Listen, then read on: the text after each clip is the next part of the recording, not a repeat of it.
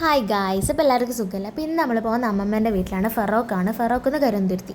അപ്പോൾ നമ്മൾ പുലർച്ചയ്ക്ക് തന്നെ വന്ന് ട്രെയിനെല്ലാം ഇറങ്ങി എന്നിട്ട് അങ്ങ് പോയി ഈ പുഴയും കടന്നിട്ടാണ് നമ്മൾ തറവാട്ട് പോകുന്നത്. അങ്ങനെ ഞങ്ങൾ മെല്ലെ നടന്നിങ്ങനെ പോയി.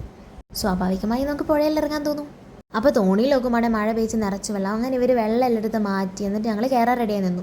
അപ്പോഴാണ് കണ്ണന് വരുന്നത്. അപ്പോൾ കണ്ണന് ഞാനിവിടെ എല്ലാം സെറ്റായിട്ട് നിന്ന്. പക്ഷെ ഞങ്ങൾ സെറ്റായിട്ട് ഇവർ സെറ്റായിട്ടില്ല. ഇവർ വെള്ളം മാറ്റിക്കൊണ്ടിരിക്കുക. അങ്ങനെ എല്ലാം സെറ്റ് ഞങ്ങൾ കയറാമെന്ന്. ഞാൻ ആദ്യം കോട്ടയായിരുന്നു എടുത്തത്. പക്ഷേ വേറെ ഡ്രസ്സ് ഇല്ലാത്തതുകൊണ്ട് ഞാൻ കോട്ട എടുത്തിട്ട് എന്നിട്ട് ഞങ്ങളിങ്ങനെ പോരടി. പൊന്നു ഉണ്ണിയാ തുഴഞ്ഞ് പൊന്നുവിനാണ് ഈ വീഡിയോ എടുക്കുന്ന ഡ്രസ്സ് ഇല്ലാത്തതുകൊണ്ട് വീഡിയോ എടുക്കണ പറയുന്നുണ്ട്. ഞങ്ങളിങ്ങനെ കാഴ്ചയെല്ലാം കണ്ട് ഇങ്ങനെ പോകുന്നിരുന്നു.